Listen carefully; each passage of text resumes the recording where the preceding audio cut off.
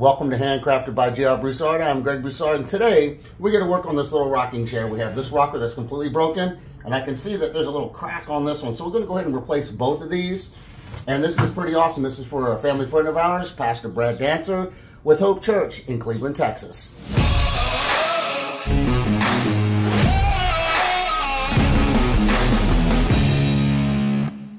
Before I take these off, I'm going to draw my part on here before I take this off, because if I were to break this, it's already cracked. If I were to break this, you know, I could still do it, but it'd be easier just to draw it while it's, you know, still on there. Before we do that, we're going to clean these up. I'll do one by hand and one by machine.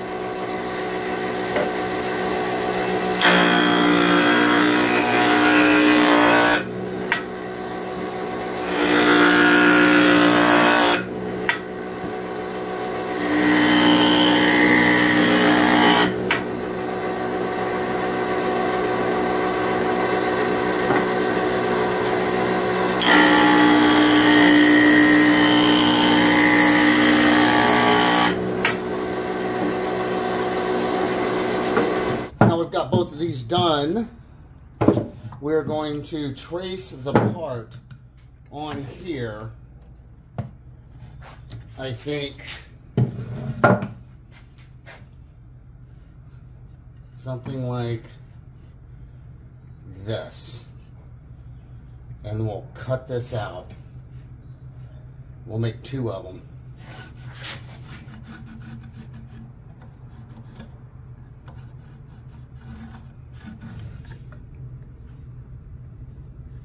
We have to decide how wide we want it. So that's the original.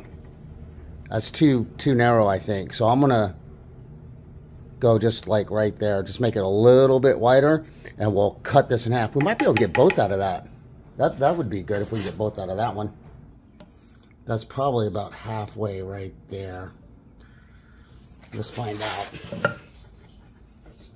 And score it. Score it on this side. Yep, that's halfway. Okay, so if that's the halfway mark, right there, we'll put a pencil mark on there with this finer lead. It's the halfway mark. If I put my chair up there, once I cut this down, it's going to be too thin. I mean, it'll be original thickness, but I want it thicker. So we're going to use both of these pieces. We're going to make one rocker out of this, and then one out of this other one.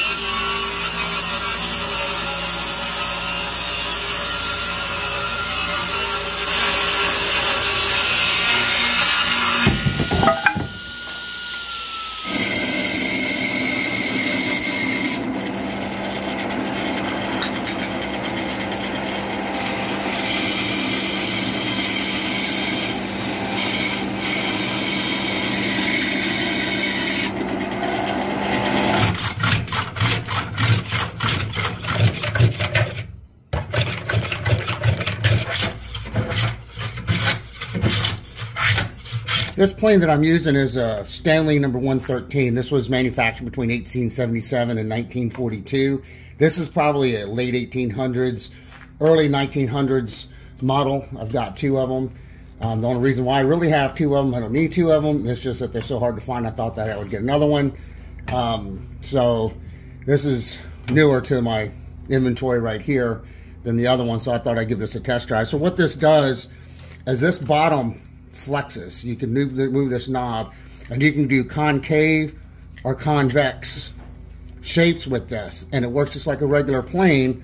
And you set it up where the curve is right on your what you need a plane, and then you run it back and forth just like a regular plane. Really, there's a little technique that you have to use to it because you'll get tear out in the middle if you're not careful. So that's what this is, a 113 compass plane, or some people call it a circular plane. And these things come in really handy when you're doing stuff like this. This is the one that I just did, and it looks really nice. Now we have them pretty close to size. I'm going to double sticky tape them together, and then I'm going to plane them together at the same time. This blade really isn't wide enough, but it'll give me kind of a reference to get them pretty close to perfect. The Stanley number 5.5, which is just like a 5, but it's a lot wider than a regular 5.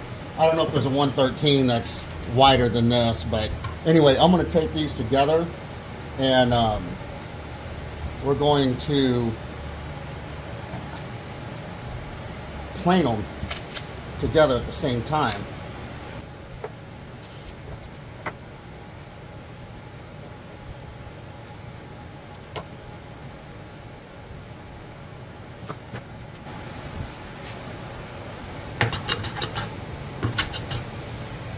Right now I'm using the number 3, and it's going to kind of rough it out a little bit to get the big stuff down. Now we'll come with the 113 and come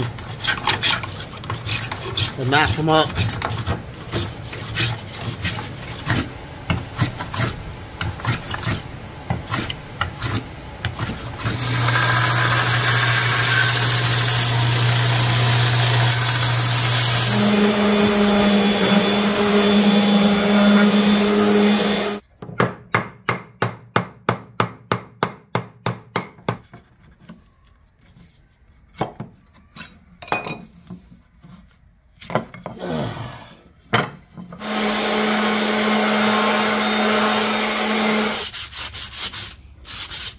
I'm coming through and breaking the corners, and I've been working on this side. It doesn't take very long to do it, just 2 seconds.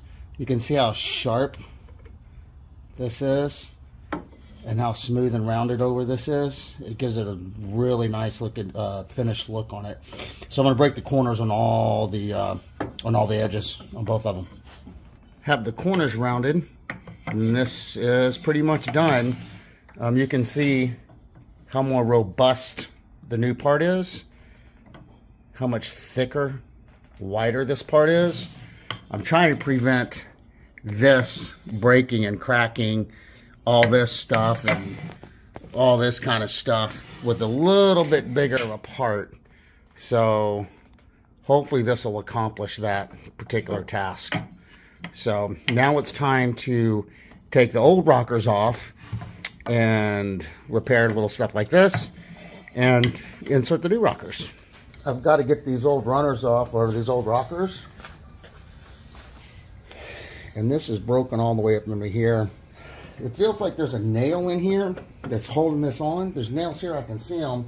Got my metal detector, and it's detecting metal in there. So there's probably a nail of some sort holding this on. And there's nails here, here. There's one in here. So the paint has covered up the nail that's in there, I guess.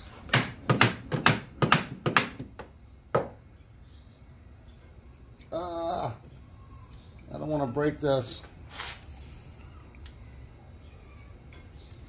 Just want to get this off of there. Ah, there we go. Now we got this one off. Yep, and there's a nail right in here. Okay, so let's deal with this nail and this broken part here. I'm trying to get a hold of this nail to pull it out all the way through. I could barely get it. I got to be real careful not to break it. That's not going to happen. So see if I can tap it to the other side.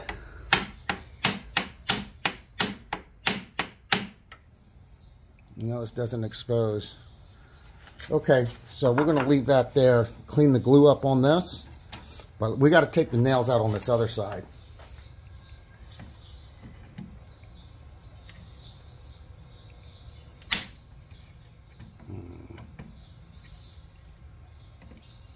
It's brittle. Okay, that's one. Now these are pretty big nails. Let's figure out how to get these out of here. I put it in my leg vise, and I'm going to use one of my old paws, and I cut it to what I think would be the right length. And I don't know if I can just grab one of these nails. No. Yep. Is it going to work? Just pulling that chair up. Almost. Oh, that's so close. It's almost out.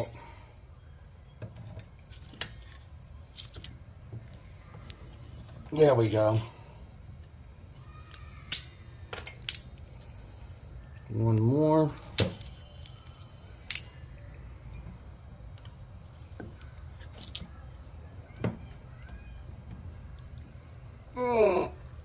Yeah, the whole shooting mat's coming off. There we go. Okay. Oh, that was attempted to be fixed with the nails and glue. I see. We're going to have to redowel that and sink a dowel in here. Okay, let's keep going. So this is the part that came off. Definitely not worth fixing. The dowel that comes out of here. So let us match it to the other one and fix that. So I measure this out, and it's 19-30 seconds. It's tight, but if I switch it to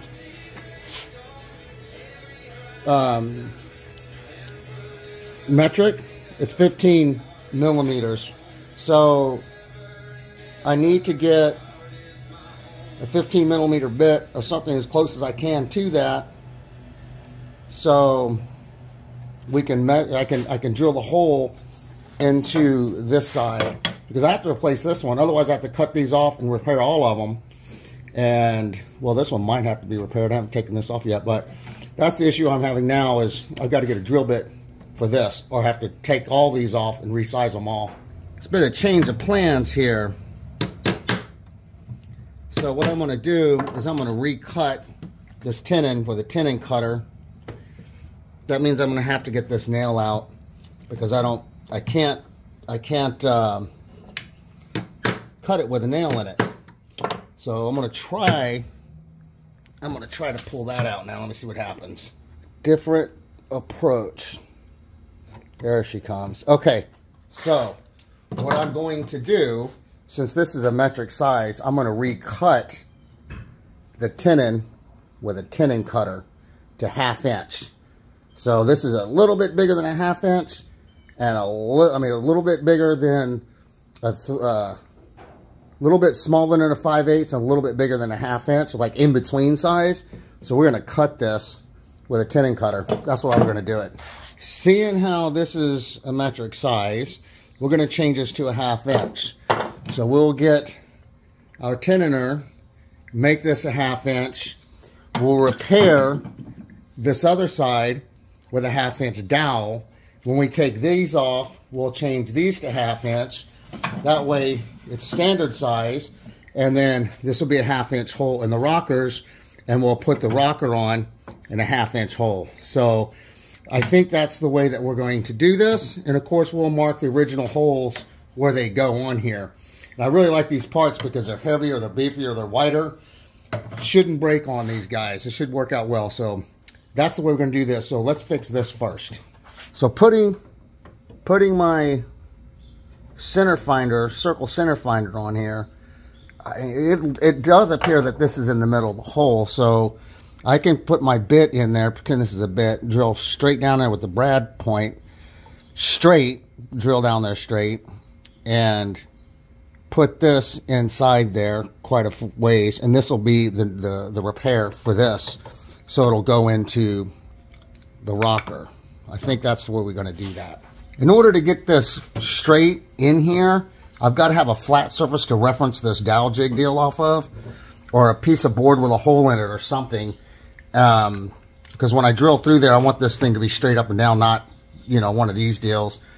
So it's not flat. You can see part of the broken wood there. So I'm just going to come with a file, and I'm going to flatten this out. And we'll have a flat reference to set this. Now this isn't going to work. We'll use a piece of wood with a hole in it to set. We'll use something like this that has a hole in it to set on there so it won't rock back and forth. And but we have to have a flat reference for that.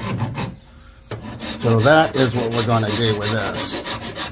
So I made a jig. It's got a tapered hole. I did it with a tapering bit or step bit, whatever you call this. And this is a 1/2 inch. And this slides on this taper, and it lines right perfectly up on there. And then now with my depth stop, I'm going to drill a hole with this brad point bit. I'm going to put the tip into the nail hole, make sure this is secure, be up straight up and down, and drill my hole.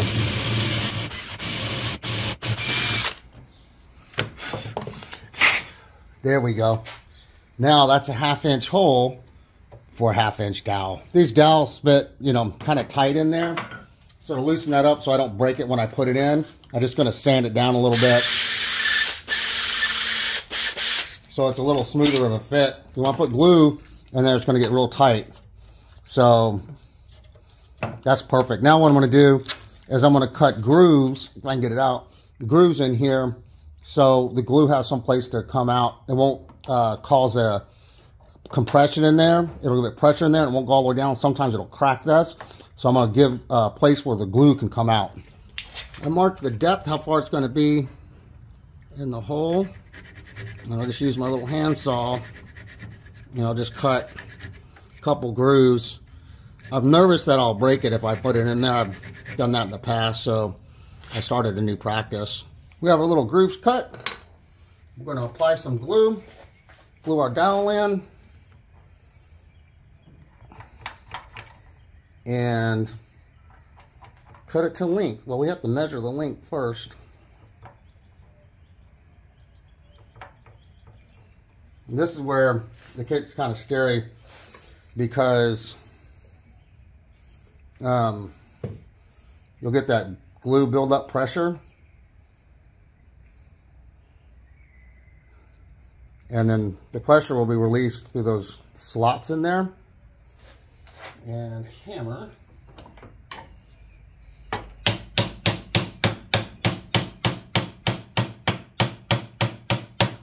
The sound changes, you know it's all the way down. We just have to clean up the squeeze out. That went in perfect. That's great. We have to know how long to cut this. So what I'm going to do is I'm just going to get the depth from the original one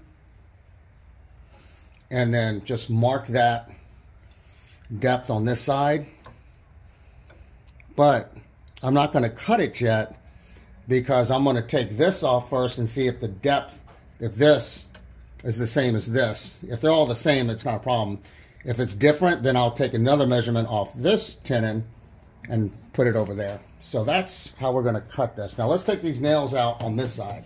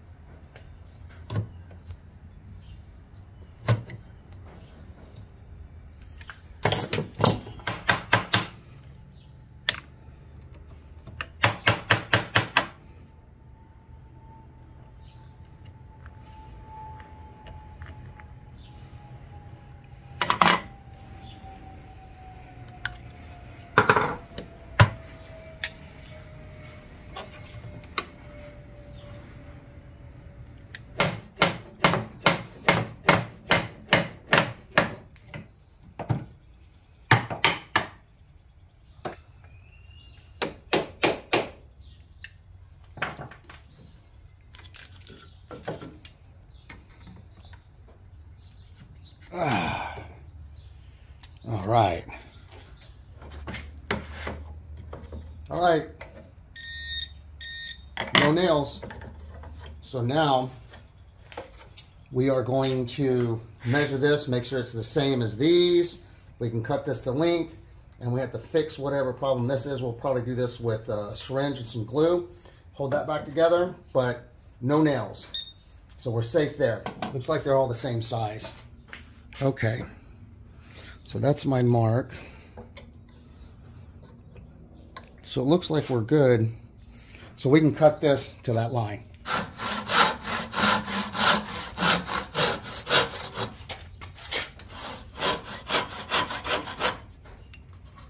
We're going to fix this crack right here, and I use quite a few different selection of syringes, and this one is just a regular syringe. It's a hypodermic needle, and this is you can reuse these things. It's awesome because you can just rinse them out with glue. But I'm going to squirt glue all the way down into this crack. We're going to clamp this and see how it just fills that crack. This is Titebond number 2 glue. All right, so what I've done is I previously made a gluing jig, okay? And I had to bevel that just a little bit. I'm just using this little clamp to hold it on. And so now I can straight here. That was a lot I couldn't really get to work. So we're going to see if I can get it perfect. Hopefully I can repeat that. Move it just a tiny bit. Okay, let's switch that together. And I'll put one here. And this should be perfect. There we go. Okay, we'll let that dry. This is the 1/2-inch dowel repair that I did, and I made this tenon into a 1/2 inch from whatever metric size this is to a 1/2 inch, and it works out. I did use the tenoner, worked out perfectly. This is my 1/2 inch test hole, and it fits in there just nice. So I've changed it from metric, whatever it was, to standard 1/2 inch. And I'm going to show you how I use this to change the size of this. So the way that this works is there's a cutter, there's a cutter in here, and you put your stock in here and you turn this, and that cutter makes it to whatever size you have adjusted the tool to. However, you can't put this square hole in this hole here, it doesn't fit.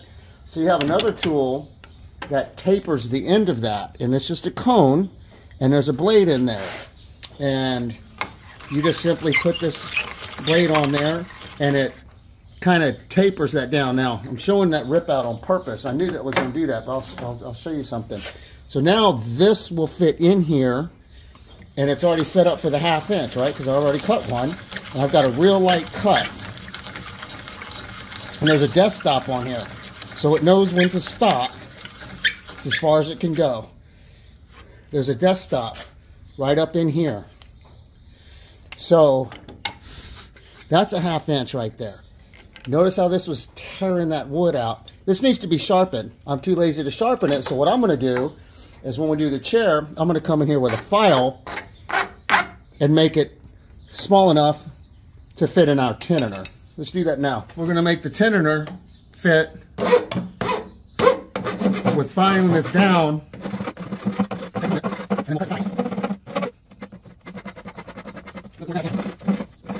See if that'll fit. Okay, we can just start cutting right here.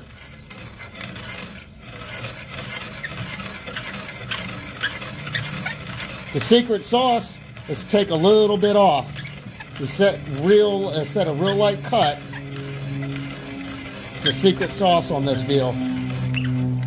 Okay, I hit my death stop. That's my 1/2 inch. Changed it from whatever metric size. This is the 1/2 inch test hole. It's tight. Here we go. So that's how we're going to convert this to standard size so we can put the rockers on like that. Okay, we got a problem. So this corner's down, that corner's down, and this one's down. It's like a 1/2 inch on this one. So look at this. So if we put this rocker on, or the new ones on, this thing isn't going to sit straight, and it's going to pull out, and something's going to twist and break. So something happened with this chair, either when it was first made, or the whole frame is twisted or something. So, or this one is shorter than this one. Something is going on. And it might be that this is shorter. I mean, this whole piece might be shorter than this one. And that's probably the problem that you have with this rocking chair. So I may have to take the whole thing apart and make a new one of these, or I have to think about that for a moment. But look at this. You can't put a rocker on like that. Now, I guess what we could do is cut this off, redowel it, make this longer, and this just be a dowel, you know, inside, but sticking proud of the surface like that. Something like that, maybe? I don't know. We'll have to think about how to fix that one. This frame is twisted, and I tried to untwist it last night with clamping it, and that was unsuccessful. So I think the manufacturing of this chair, something happened, because all the dowels are the same length from, you know, here. We'll fix that later, that little chip. So I made these little spacers, and now with those spacers, I can come through and I can mark at what depth I have to cut this leg and that leg just a tiny bit. The thickness of that spacer has to come off those legs, so I'm going to mark that. If I get this pencil and I push down on the front and put it on my table, it's like the perfect height.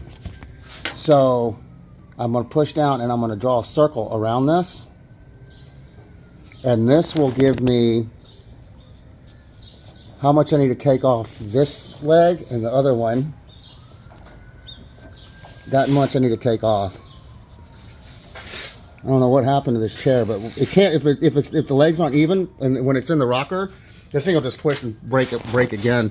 So I'm going to mark these this method, and we'll take that down. The reason why I'm going to cut these two legs rather than extend this one, I have to extend it, two of those spacers is what I'd have to do, and that's a long way to go.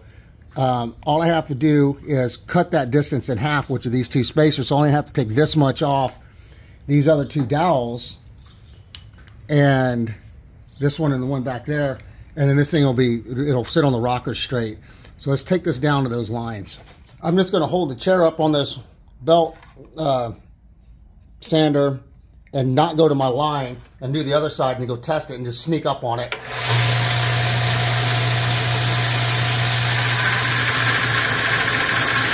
Okay, I got a little more to go, and we're going to keep putting it on this known flat surface, and we're going to keep going down, sneaking up on that line until we don't have this problem anymore. That took a few times, but now it's stable.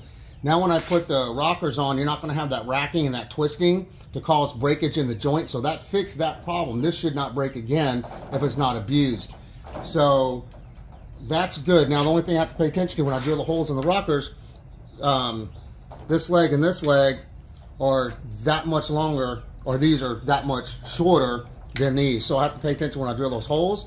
But I think that's okay. I think that is perfect. That's going to fix that joint issue. Now we can mark the locations where these rockers go and drill those holes.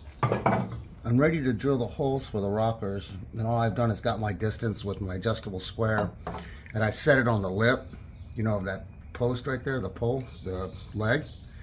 I'm just going to extend my lead out and just trace the angle of which this goes in. We'll do the depth too while we're here. So, and then we'll mark the part to make sure this part goes on this side. Now, from the person sitting in this chair, this will be the right side. So we're just going to mark this. Mark it on the side right here, on the outside. There we go. So we know where this goes once we drill that. I just have to carry my lines over, and then we'll mark the center. Just like that. Now we're going to mark halfway, and I'm just going to you go from one side and go from the other side, and where if they meet from both sides, that's halfway. So I've already got that, and I'm just going to mark where halfway is, and I'm going from the outside just in case there's a tiny bit of error, and I'll mark from the outside on the other one too. If there's a tiny bit of error, there'll be a tiny bit of error the same on both of them, but it's pretty, I think it's pretty good. So we'll just mark both of these and drill our holes. Now I have everything marked except for where to start my drill bit. This is a 1/2 inch Forstner bit, and I like using these to start my holes because it starts a clean hole. I've got my adjustable angle finder thing, whatever that's called, on there, so when I drill it I can follow that angle. So with this bit I can find the middle, and you can, the lines are so close to the edge, you can actually just kind of eyeball where it goes. And I'm going to mark the hole with the bit itself. So I'm going to drill my hole there. I'm going to mark all of them and then drill right there. Put my bit in my marked hole, and I'm going to start it. And then I'm going to change to my angle. I'm just going to follow that angle by looking through this way. Make sure it goes in just like that.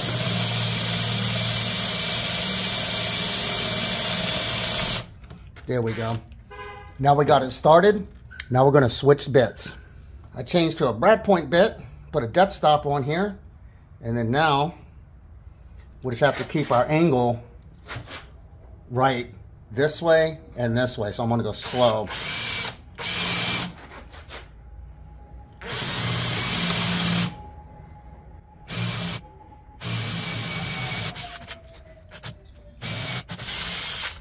All right, that's one. Let's do the other ones.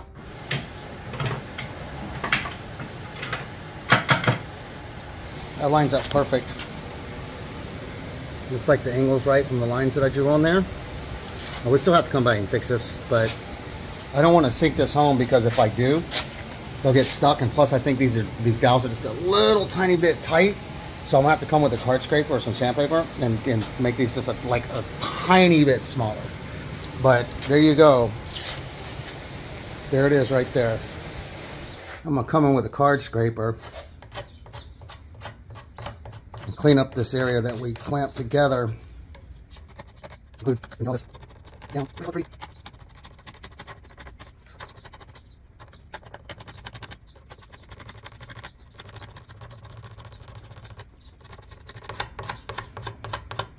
Seeing how these are just a little tight right there, I'm just going to come and card scrape these just a little bit. If I can find a sharp edge, there we go.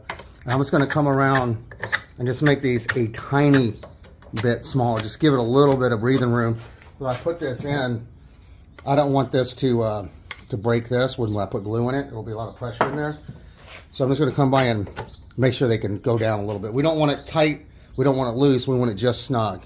So we got to make it that way. It's taking too long with the card scraper on this. I mean, it works for of course that would work, but it's taking too long, so I'm just going to switch to a file.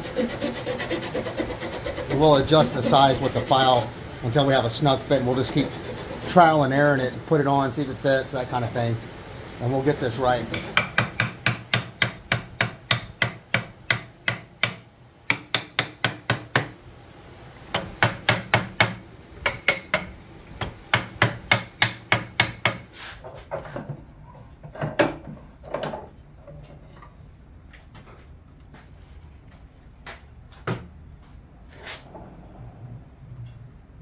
That's awesome. Before I glue and do a final sanding on this, I'm going to take these back off and rough up this surface. So, and rough this up and paint it. Not because of that.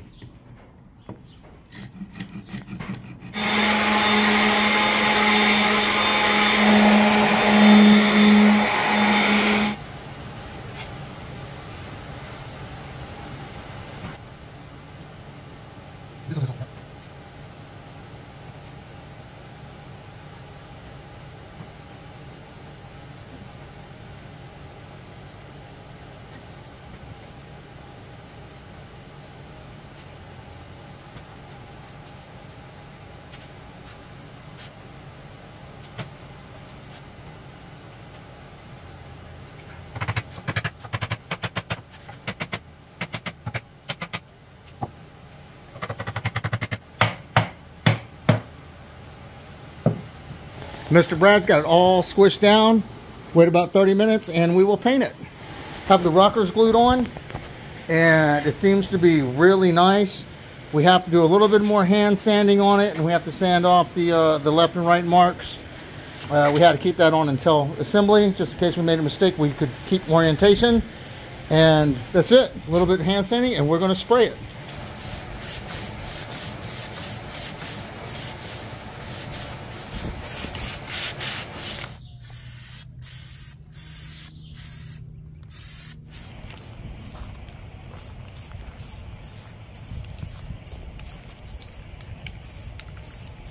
Pastor Brad and I have finished your chair together. We'll be delivering it soon.